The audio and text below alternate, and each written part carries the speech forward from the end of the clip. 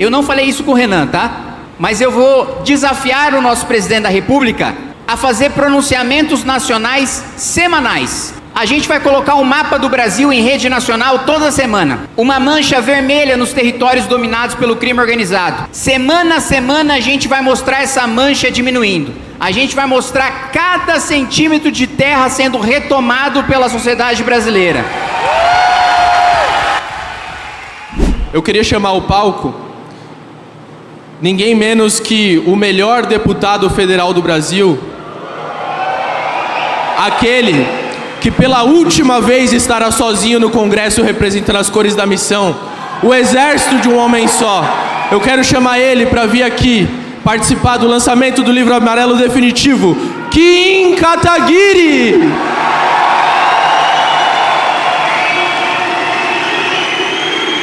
Kim.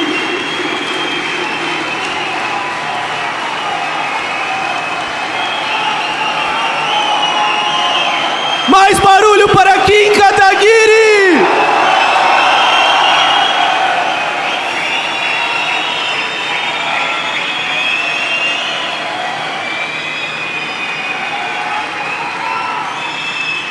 Boa tarde, missão! Como foi bem colocado aqui para vocês, o nosso partido é o único partido baseado em projeto. Um projeto de país, que tem proposta, que entra no detalhe. Eu tinha prometido para vocês que os planos de governo dos outros candidatos à presidência da República, perto do nosso, seriam cartinhas para o Papai Noel. Agora vocês vão ver que a vergonha que eles vão passar é ainda maior. Nós trouxemos o que existe de melhor no mundo para implementar no nosso país. Nós trouxemos o que há de vanguarda no mundo, em todos os setores.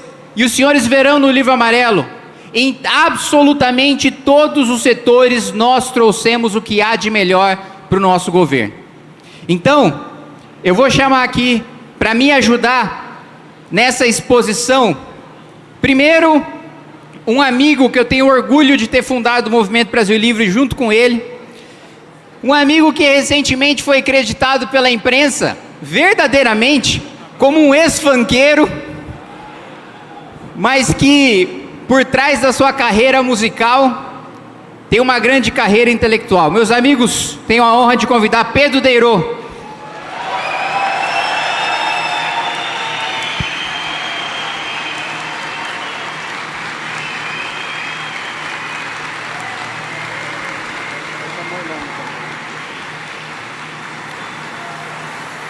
E um dos principais responsáveis pelo livro amarelo, uma das pessoas, se não a pessoa, que mais se dedicou para fazer com que a gente tivesse uma pesquisa profunda, para garantir que a gente tivesse as melhores propostas, para garantir que fosse um trabalho técnico impecável, nosso coordenador do livro amarelo, Orlando Lima.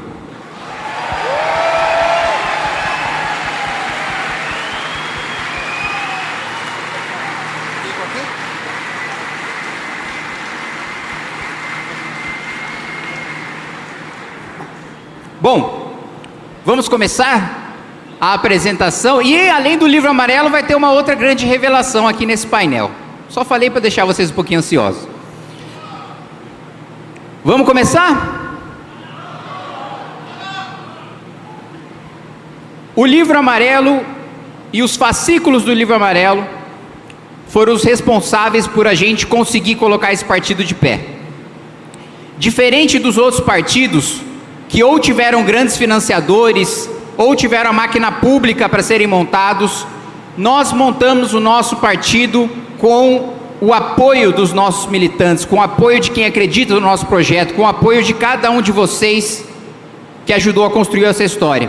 Os nossos coletores só conseguiram fazer o trabalho heróico que eles fizeram da coleta de assinatura graças ao livro amarelo, aos fascículos do livro amarelo, as pesquisas que fundamentaram depois o nosso livro final. Então, primeiro eu quero agradecer cada um de vocês que compraram, que apoiaram os fascículos do livro amarelo, e cada um dos coletores que ajudaram com que pela primeira vez na história a gente tivesse a nossa casa, a gente tivesse o nosso partido, a gente não precisasse mais pedir licença para ninguém para disputar nenhuma eleição, como nós jamais precisaremos pedir licença para ninguém. E partir aqui, acho que meu passador, o passador está funcionando, ou não está funcionando? Está funcionando, deixa eu testar.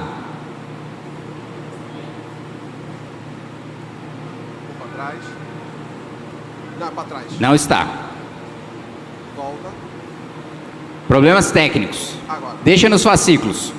Nós tivemos aqui mais de 200 voluntários, 2 anos de pesquisa, 50 pesquisadores do CDPP, principalmente na área econômica, pela qual eu fiquei responsável, para a gente ter o melhor em todas as áreas. Na segurança pública, na retomada de territórios, na adoção do direito penal do inimigo, na reforma fiscal, no aumento da competitividade bancária, no nosso programa de infraestrutura, no nosso programa de defesa, no nosso programa de desenvolvimento de inteligência artificial, no nosso programa de ciência e tecnologia, no nosso programa de meio ambiente, no nosso programa das mais diversas áreas. Nós tivemos vários pesquisadores e eu me surpreendi de tanta gente que nos apoiou ao redor do Brasil. E eu vou colocar aqui uma coisa de bastidores para vocês, que me deixa feliz por um lado e triste de outro. Muita gente que ajudou, teve reitor de universidade pública que ajudou, teve vários professores e pesquisadores que ajudaram, que eu fiquei feliz de ter gente tão qualificada ajudando, mas eu fiquei triste de saber que eles tiveram que apoiar no anonimato, porque senão eles seriam linchados dentro das suas carreiras acadêmicas, dentro das suas carreiras de pesquisadores nas universidades. Nós vamos construir um país para esses pesquisadores em que eles jamais vão ter medo de ser perseguidos por expor as suas ideias. Então, eu quero agradecer a cada um dos pesquisadores e, em tempo, passo a bola aqui para o nosso Orlando Lima, já pedindo para a equipe passar para o nosso próximo slide. Por favor, Orlando. Olá, boa tarde para todos. Eu espero que dessa vez eu fale melhor, fale para fora, estou tentando melhorar com o microfone. E, incrivelmente, a câmera daqui está me deixando mais gordo hoje. É a câmera está fazendo mal. Bom, a despeito disto, vamos falar sobre o grande projeto, o Livro Amarelo. O Livro Amarelo, ele parte, antes de tudo, de uma interpretação de Brasil, uma interpretação de nossa identidade. E não é à toa que sejamos, ao final de tudo, um projeto de subversão da má história brasileira. Não à toa, escolhemos dividir o Livro Amarelo definitivo em 3 partes. A primeira chama-se Estado Novo, ironicamente. Porque, queira sim, queira não, FHC ele dizia que ele tinha que matar o Getúlio Vargas, não é? FHC não conseguiu fazer isto. E percebemos que não deveríamos matar Getúlio Vargas. O que deveríamos fazer é entender que até hoje caminhamos sobre seus erros e sobre seus acertos. Então, a partir disto, a nossa primeira parte do Livro Amarelo, que se debruça sobre reformas econômicas profundas, sobre remédios que serão amargos, sobre um novo modelo de incentivos, ele se chama Estado Novo. Porque tudo aquilo que há de legado ruim deixado será agora varrido, purgado do Estado brasileiro, e aquilo que corretamente foi feito será potencializado. Agora, a segunda parte, reformas de base, também faz referência a uma outra parte de nossa história. As reformas de base tocadas por Jango. Aqui nós iremos também pervertê-las, melhorá-las. Tudo aquilo que foi feito, que tentou ser feito, agora sim será colocado para destravar o país. A história do Brasil é de um país interrompido, um projeto de nação que não conseguiu se concretizar. Em certo sentido, somos um país, mas não uma nação. E pouco a pouco, os nossos maus governos, os nossos maus homens, levam o Brasil para o pior dos abismos. Nós estamos agora em um momento decisivo da história, em que todo mundo está a dobrar para um caminho e nós não sabemos para onde irmos. Os grandes países têm grandes responsabilidades. É próprio do nosso tamanho. e nós iremos destravar o país para isso. Não à toa também, nossa terceira parte, para construir uma civilização tropical como somos, a maior de todas, é País do Futuro. Stefan Zweig escreveu o livro que nós publicamos na nossa editora, não é? Brasil, País do Futuro. E, corretamente, a nossa terceira parte tem esse nome, País do Futuro, porque finalmente iremos construí-lo. E para poder deixar claro, e eu vou fazer de forma rápida uma anedota, prometo que será rápida, uma anedota. Este ano especialmente, conheci pessoas que confiam muito no nosso projeto.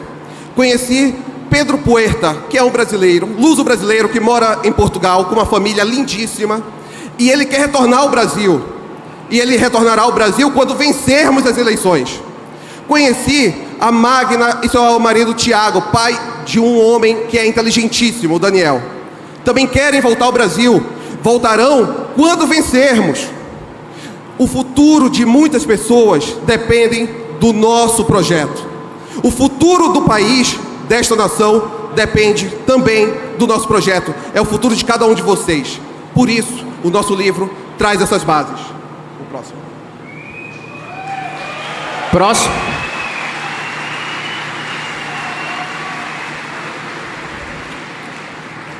E apesar de ser aqui um plano de governo, não pensem que o Livro Amarelo é somente um plano de governo. Essa aqui é uma base definitiva para algo que será disputado nas urnas em outubro, mas esse aqui é um projeto para governar. Esse aqui é um projeto para reconstruir. Esse aqui é um projeto para civilizar. Nós não pretendemos fazer do Brasil apenas mais um país, um balcão de negócios. Estou cansado da política feita por mercadores. A política e a história só pode ser levada à frente pelos grandes homens, não por mercadores. Não somos descendentes de fenícios, somos descendentes dos lusitanos. É diferente. E é por isso que nós decidimos escrever. As palavras, elas passam, elas voam, é fácil falar. O nosso documento estará para a história como todos os grandes documentos históricos. Vocês terão em mãos algo que redefinirá a posição do Brasil no mundo e a posição de vocês no Brasil.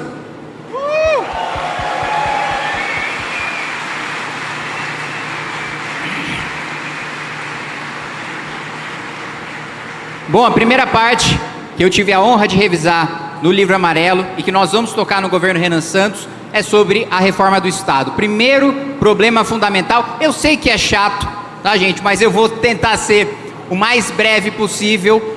Se nós hoje estamos com o pé no acelerador no máximo e a gente vai bater na parede inevitavelmente. Todo candidato à presidência da República sabe que a gente está prestes a bater na parede. Só nós temos a coragem de denunciar e de falar que a gente vai tomar as medidas necessárias para que o nosso país entre no rumo certo. Vai ser difícil no começo? Vai ser difícil no começo.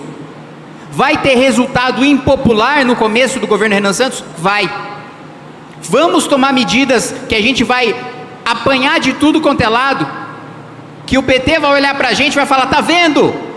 Foi só esses ganharem que acabou os direitos sociais. Foram só eles ganharem que eles começaram a atacar os benefícios. Eles sabem que eles próprios, que qualquer um que vencesse a presidência da República teria de tomar o remédio amargo, que é o início do nosso livro. Mas só nós temos a honestidade de falar para a militância, para o partido, para o eleitorado, para o país: esse remédio é necessário.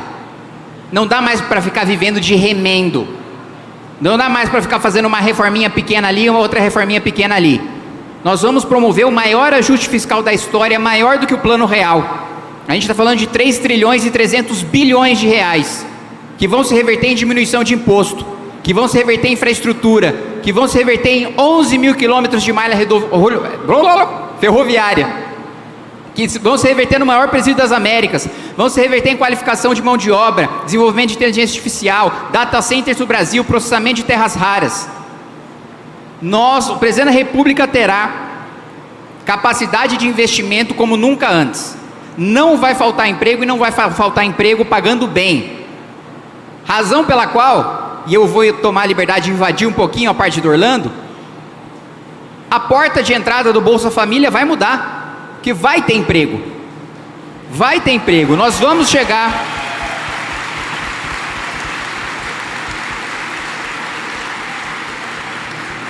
Nós vamos chegar para o cidadão saudável, com capacidade de trabalho e falar: você quer receber o quíntuplo do Bolsa Família trabalhando?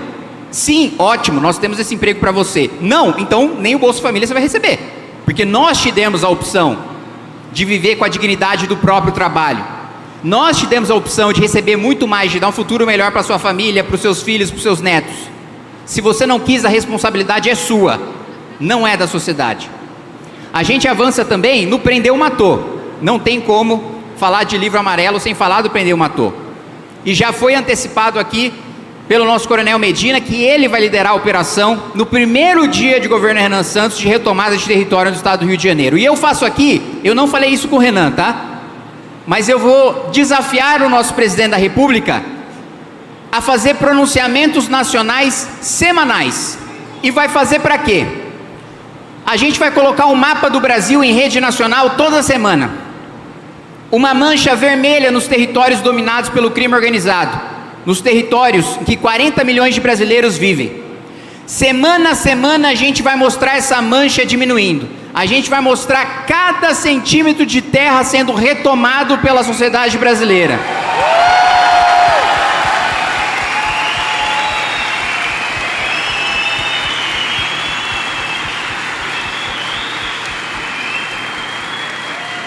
Vai ser uma operação de libertação. O morador da periferia não vai mais ser obrigado a comprar o gás superfaturado, a energia, a internet do crime organizado. A mulher da periferia não vai ser obrigada a aceitar a relação sexual com um traficante para não ter a sua família expulsa da sua casa, para não ser julgada pelo tribunal do crime. A gente vai dar dignidade para cada um que hoje mora em territórios dominados pelo crime organizado. E não só isso, nesse pronunciamento semanal, Renan, eu te desafio também a colocar o rosto de cada liderança de faccionado que foi exterminado pelo Estado brasileiro.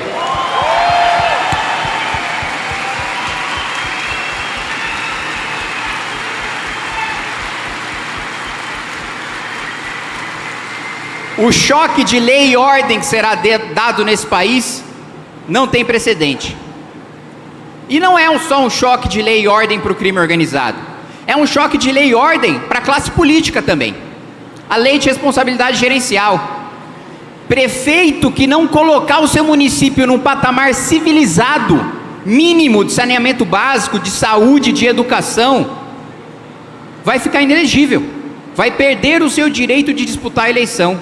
Não vai poder, não vai existir mais no nosso país uma cidade com 2% de esgotamento sanitário que contrata show do Wesley Safadão. Isso acabou no nosso governo. Nunca mais vai acontecer.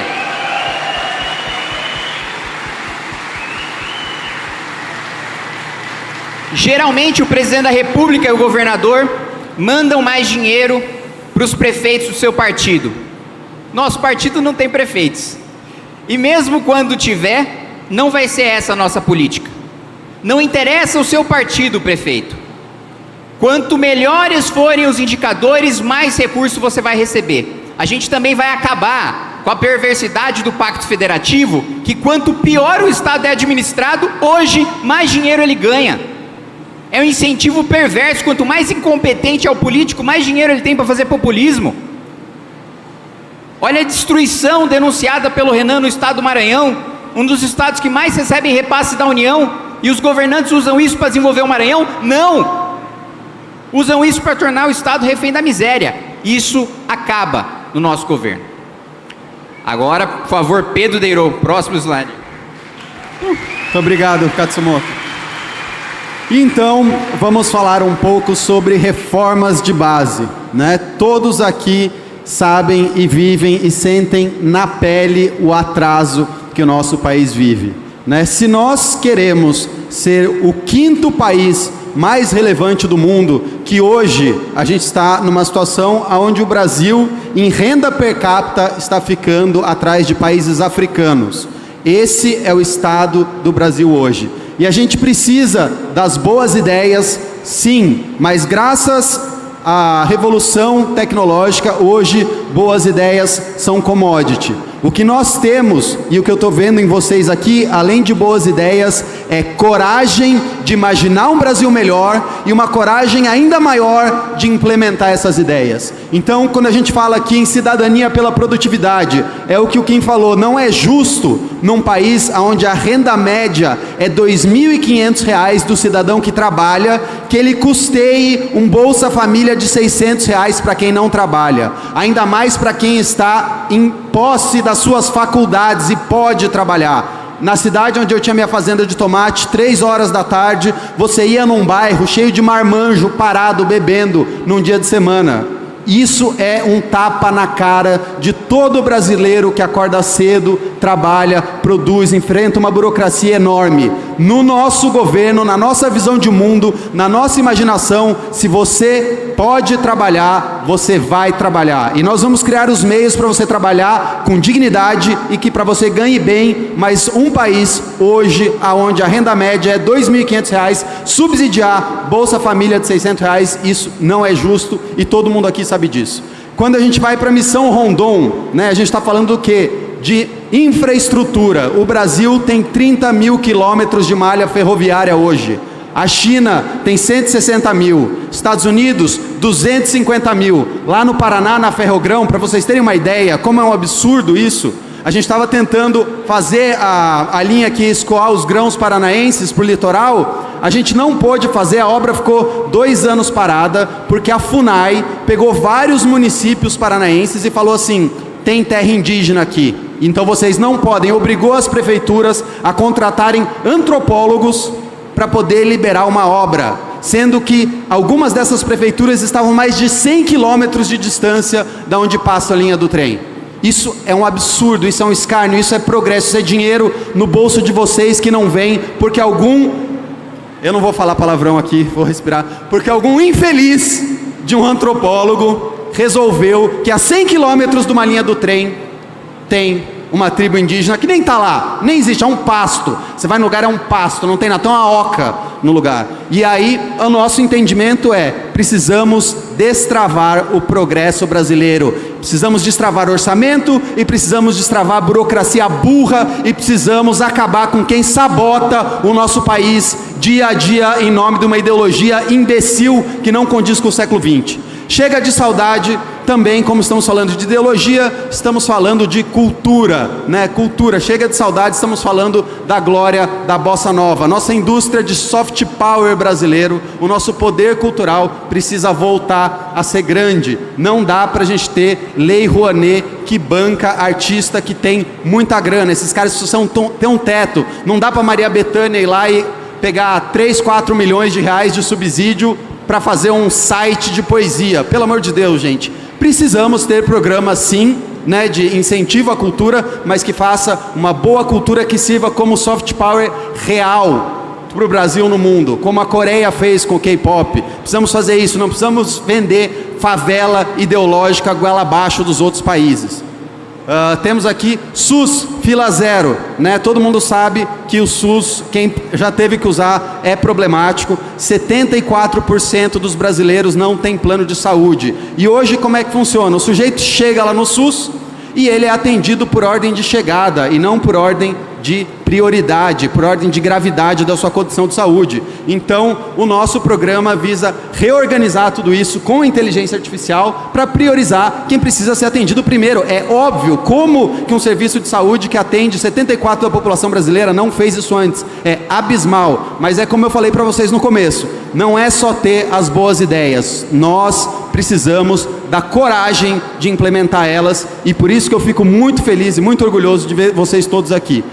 Para dar um exemplo, no Paraná, né, um caso que eu fiz agora em Foz do Iguaçu, os paraguaios estão vindo se tratar no SUS brasileiro. O entendimento do Supremo brasileiro, por conta da nossa Constituição, é que vocês devem pagar a saúde de todos, de todos. Qualquer estrangeiro que vier no Brasil aqui e for se tratar e conseguir tirar um CPF, porque no Paraguai eles vendem CPF, vocês precisam bancar com isso, vocês precisam pagar. Então, basicamente, o que o Supremo está dizendo é que o Brasil é o plano de saúde gratuito do mundo inteiro. Não dá. O dinheiro de vocês não pode ser rasgado dia após dia.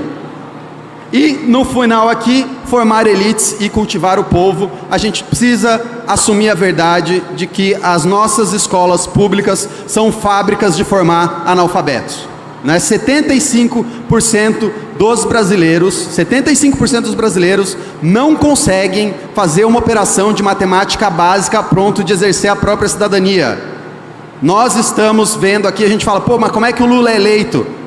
Tá aí, as pessoas não sabem fazer conta. Quem sabe fazer conta não vota num cara desses. Quem sabe fazer conta vê o que o cara ganha, o que o cara paga de imposto. As pessoas não sabem fazer conta. Então a gente precisa mudar o método de alfabetização para o método fônico. Essa experiência ideológica que foi feita falhou.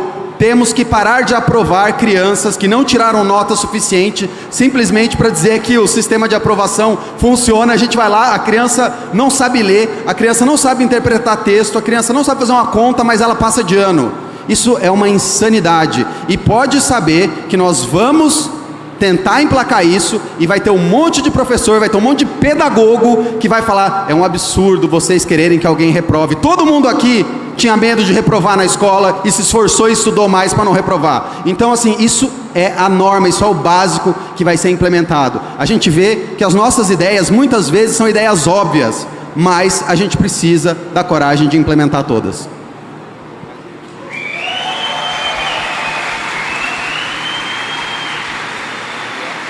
E implementando as nossas ideias, podemos então olhar para o horizonte, né? O Nordeste, como quem falou, né? Que os estados que performam pior acabam recebendo mais dinheiro. Existem experiências que nós podemos replicar. Vamos replicar o que já deu certo no mundo. O modelo chinês, podemos aplicar no Nordeste o que a China fez em Shenzhen, quando eles começaram a entrar no capitalismo, criaram zonas especiais. Nordeste tem zonas especiais com vocação muito boa. A gente tem no Rio Grande do Norte a maior incidência solar do mundo. Você tem um potencial de energia eólica grotesco. O que você tem mão de obra no Nordeste jovem, é um dos maiores bolsões de mão de obra jovem do Brasil. Isso precisa estar voltado para a atividade econômica, para a atividade produtiva. E eu tenho certeza que a partir do momento que a gente conseguir implementar uma única zona econômica especial, sem burocracia, com regime tributário especial e começar a dar certo, todos os prefeitos do Nordeste vão bater na porta do Renan Santos e falar, faz uma zona econômica especial aqui no meu município, por favor, que eu quero aumentar minha arrecadação. E aí o pessoal do Sudeste, Sul vai falar, pô, eu também quero esse regime tributário. É óbvio que é o que aconteceu na China. Por que a China é esse monstro que ela é hoje em termos de economia? Porque eles fizeram isso em Shenzhen, fizeram isso e os municípios vizinhos viram que dava certo, viram que era uma boa ideia e o próprio incentivo da política vai fazer com que o Nordeste seja exemplo do resto do Brasil. Celeiro do mundo, aí eu puxo a sardinha para o meu lado, né? Eu tive uma experiência no agro e digo que é assustador e é muito legal ver que 48% de todas as exportações brasileiras hoje vêm do agronegócio. O agronegócio, assim, é a ponta de lança, é a vanguarda hoje da economia brasileira, da balança comercial brasileira. E a gente tem que entender que a gente conseguiu isso, mas tem um risco que precisa ser entendido e precificado. Apesar de tudo isso, somos dependentes do fertilizante internacional. 85% hoje dos nossos fertilizantes vem, principalmente potássio, Rússia e Bielorrússia. Teve guerra na Ucrânia, preço do fertilizante subiu, a nossa balança comercial é afetada. E a gente vai e fala assim, como que a gente resolve isso? Simplesmente dá para entender que nós temos as jazidas no Brasil, e adivinha, quem consegue me dizer aqui por que a gente não consegue explorar a jazida de potássio que existe no Brasil? Porque tem uma tribo indígena em cima de uma reserva de potássio. Não é a tribo, tá? Não é a oca do cara, mas é um território indígena lá, e a gente não consegue explorar as nossas próprias riquezas. A gente tem que ficar à mercê da Rússia, bombardeando a Ucrânia e perdendo o nosso maior ativo, perdendo competitividade. No nosso programa, a gente quer fazer que até 2035, metade do fertilizante usado seja oriundo nosso aqui, ó, para ninguém controlar preço do nosso agro. E ali o mente martelo, que é uma outra riqueza que nós temos, que também dá problema com ONG, vai dar problema com ONG, que são as nossas terras raras. O Brasil tem a segunda maior reserva de terra rara do mundo, a gente só perde da China, mas a China tem tecnologia de extração, tem tecnologia de beneficiamento e tem tecnologia de transformação. Nós não temos. O que vai acontecer? Se Lula ganhar, se Bolsonaro ganhar, o que eles vão fazer? Os países estrangeiros vão vir aqui com o imperialismo mais vagabundo. Vão chegar, vão botar a retroescavadeira, vão perfurar, vão tirar essas riquezas e vão levar embora. A gente vai falar o seguinte para eles, falar, olha, se o Renan ganhar, a gente vai virar e falar, vocês podem tirar, mas em contrapartida, eu quero intercâmbio tecnológico com as faculdades brasileiras e com as empresas brasileiras. Quer explorar nossa riqueza? Ensina a gente a ganhar dinheiro, senão não vai levar nada. Vai levar um tapinha nas costas e volta para casa. É isso, nós temos que ter soberania sobre as nossas riquezas e não simplesmente entregar para quem paga mais, porque um político vagabundo provavelmente vai levar um troquinho para entregar isso. E por fim, a batalha do Brasil, que é uma batalha moral nossa, de todos vocês aqui, que é acabar com as favelas no nosso país. País desenvolvido não tem favela. Ponto. Não é cultura, não é ideologia, não é nada. País desenvolvido não tem favela e acabou. Se tiver ONG falar que tem favela, nós vamos para cima. Se tiver sociólogo falar que tem que ter favela, nós vamos para cima. A quinta economia do mundo não comporta favela. Obrigado.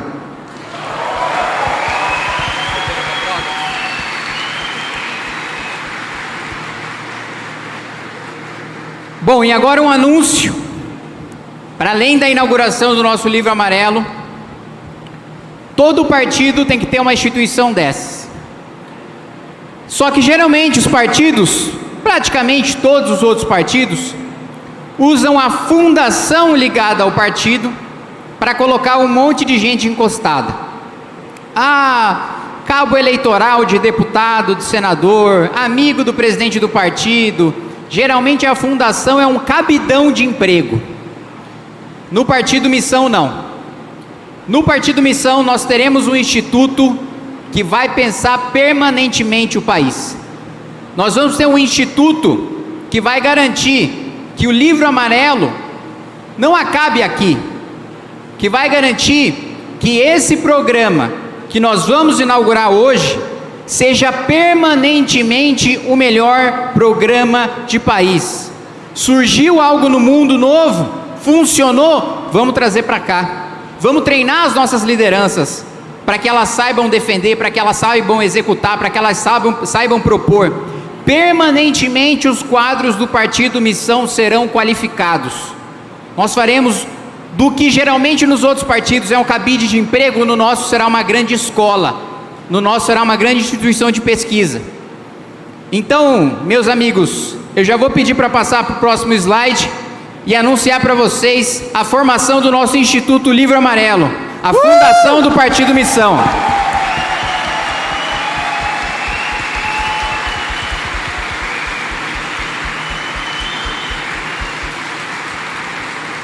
Assim como nós temos o Livro Amarelo Nacional, nós teremos os estaduais, nós teremos os municipais, nós teremos programas para todos os estados, nós teremos direcionamento para os municípios. A gente vai garantir que os nossos candidatos a prefeito, a gente vai garantir que os nossos candidatos ao governo do estado, ao Senado, ao Congresso, em todas as esferas, tenham um programa sólido para defender. E é um programa de um partido que tem crença, que tem propósito. Porque a maior parte dos outros partidos são balcões de negócio.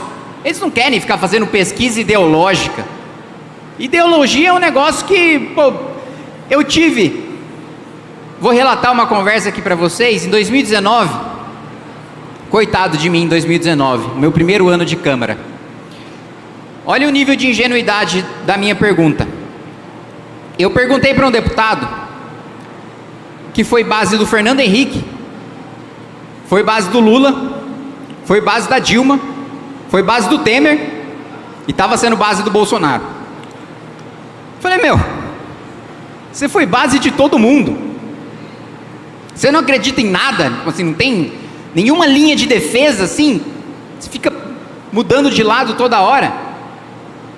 Eis que ele me responde o seguinte: Kim, quem muda de lado é você, porque dependendo do governo, você é governo ou oposição. Eu sempre sou governo. Essa é a ideologia que pauta a maioria esmagadora dos outros partidos. Nós temos um programa e nós vamos garantir que esse programa sempre seja o melhor programa de todos, sempre busque aquilo que é de melhor no mundo, sempre treine os nossos quadros para que eles tenham capacidade não só de defender, mas de executar quando eles vencerem as eleições. Esse será o nosso Instituto Livro Amarelo, mas não só isso. O Instituto Livro Amarelo também vai ter não só pesquisar políticas públicas, não só formar quadros, mas pensar macro, abstrair, ir além da política pública, ir para o fundamento, ir para o princípio. E daí eu passo a bola para o nosso Orlando falar sobre esse papel do Instituto. O nosso Instituto, ele não vai apenas fazer também apenas pesquisas com dados. Não iremos apenas compilar números para vocês. Nossa ideia é entregar uma interpretação de país, uma interpretação do espírito disso que chamamos de Brasil, que até agora parece uma grande maçaroca, uma jabuticaba, mas isso aqui ainda é uma nação e nós ainda existimos, não é? A despeito de todos aqueles que tentam nos matar cotidianamente, ainda existimos. Agora, uma coisa essencial que eu gosto sempre de fazer aqui, vai ser a minha menção ao Zizek cotidiana. O Marx, ele tinha aquela frase que é: os filósofos se ocuparam a interpretar o mundo, e está na hora de transformá-lo. Zizek, ele reperverte isso, diz: bom, vocês já tentaram transformar demais, vamos começar a pensar novamente. Nós iremos fazer os dois, pensar para transformar. Nós iremos pensar para construir. Antes, todos os outros apenas quiseram agir como o seu feeling impede. Ou melhor, ir levando como o Brasil vai. Isso aqui anda, não é? São Paulo, por exemplo. São Paulo parece que é uma cidade que anda. Passou João Dória, passou Bruno Covas. E anda, a cidade anda. Haddad não anda, Haddad não anda. Mas com exceção do Haddad, que não anda, do Jaiminho, o resto andava. A grande questão é que não basta andar, não basta pararmos no tempo e deixar que a história leve. Nós estamos sendo carregados pelos outros. Nós iremos conduzir o mundo. No Livro Amarelo falamos sobre ser o árbitro do Sul Global, o líder do Sul Global. E seremos. Para isso pensaremos, criaremos ensaios, criaremos ideias, pensaremos o Nordeste a partir do que é o Nordeste. Pensaremos o Sudeste de acordo com o que é. Pensaremos o Brasil de acordo com o que queremos ser. A nossa imaginação não estará contida nos números. A nossa imaginação será para além. Será para o espírito de um povo que ainda existe. Pessoal, muito bom tudo que vocês estão falando aí, muito legal. Não queria ter que interromper vocês aqui, mas vocês estão falando de livro amarelo, livro amarelo, livro amarelo, e cadê o livro amarelo? Vocês não vão mostrar? Podemos? Tá na hora de mostrar? Tá Por liberado? favor. Já pode? Por favor, se dirijam. É agora. Ele, o livro. Quem tá pronto aí para ver o livro amarelo, levanta a mão, deixa eu ver. Ih, não. Tô achando que tá fraco ainda. Então vocês não estão prontos. Ano que vem Vai ficar escondido. Então, obrigado, pessoal. Não vamos mostrar, pode ir. Bora. De novo, vai. Livro amarelo, que vai mudar o Brasil com Renan Santos presidente. Ei!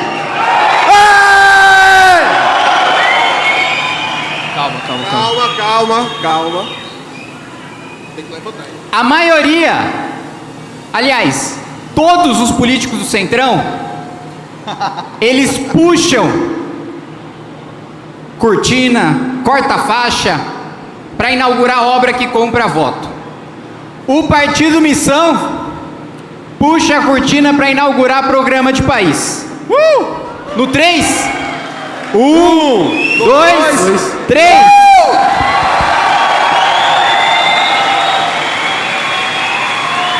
Muito obrigado, pessoal. Isso aqui só existe por causa do apoio de cada um de vocês, e em vocês está a coragem de mudar esse Brasil.